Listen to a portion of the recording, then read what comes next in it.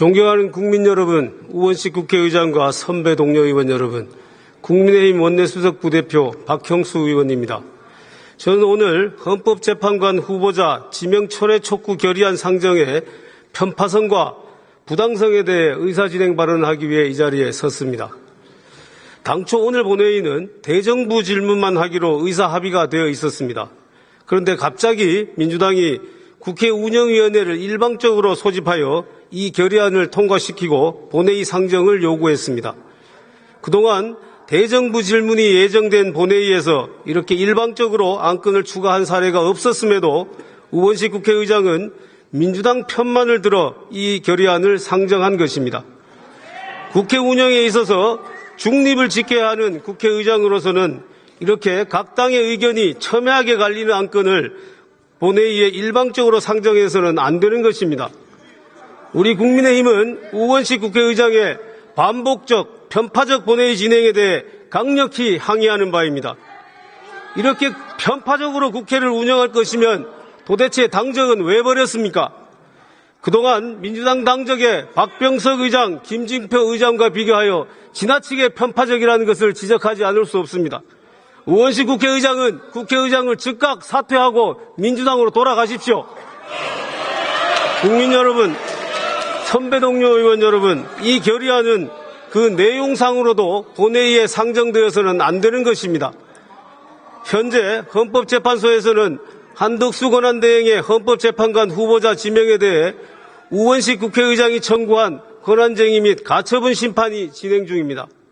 이러한 상황에서 국회가 이 결의안을 통과시킨다면 이는 입법부가 재판이 진행 중인 사건에 대해 부당하게 간섭하는 것이며 사법부의 독립성을 침해하는 것입니다.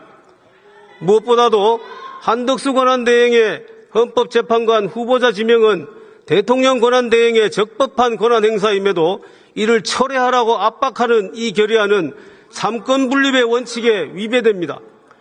기본적으로 우리 헌법에는 대통령 권한대행의 권한행사의 범위를 제한하는 아무런 규정이 없습니다.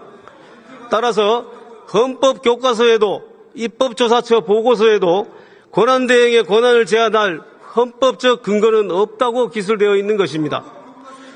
프랑스 헌법의 경우 대통령의 국민투표 부의권과 국민의회 해상권은 권한대행이 행사할 수 없다고 명시되어 있는 바, 이렇게 헌법에 명시되어 있지 않은 한 대통령 권한대행의 권한 행사는 제한되지 않는다고 봐야 합니다.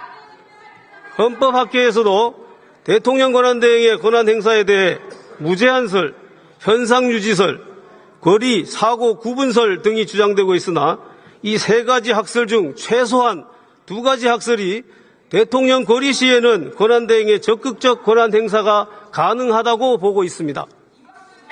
그리고 이러한 학설들은 권한 행사 범위에 대한 명문 규정이 없는 상태에서 헌법적 관례도 없을 경우를 상정하고 논의되는 것입니다. 그런데 최상목 권한대행 당시 민주당은 온갖 수단을 동원하여 헌법재판관 임명을 압박하고 강요함으로써 대통령 직무정지 상태에서도 2명의 헌법재판관을 임명하도록 하였고, 대통령이 거리된 후에도 한덕수 권한대행으로 하여금 40여 후보자를 헌법재판관으로 임명하도록 하였습니다. 이제 민주당에 의하여 대통령 직무정지나 거리 여부에 상관없이 대통령 권한대행이 헌법재판관을 임명할 수 있는 새로운 헌법적 관례가 자리 잡게 된 것입니다. 그럼에도 이제 와서 한덕수 권한대행의 적법한 헌법재판관 지명을 철회하라고 하는 것은 전형적인 내로남불이 아닐 수 없습니다. 우원석 국회의장은 권한쟁의 심판에서 한덕수 대행의 헌법재판관 후보자 지명 행위로 국회 인사청문권이 침해되었다고 주장합니다. 그러나 이는 억지 주장에 불과합니다.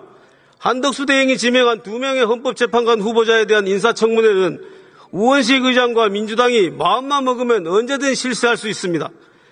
후보자 지명 직후 우원식 의장은 인사청문 요청서 접수를 거부하겠다고 밝혔는 바, 오히려 국회의 인사청문권을 침해하고 있는 것은 바로 국회의장 자신입니다. 도대체 누가 국회의 인사청문권을 침해하고 있다는 것입니까? 우원식 국회의장은 헌법재판관 후보자 지명 철회 결의안 상정의 부당성을 지금이라도 명확히 깨우치고 해당 안건 상정을 철회.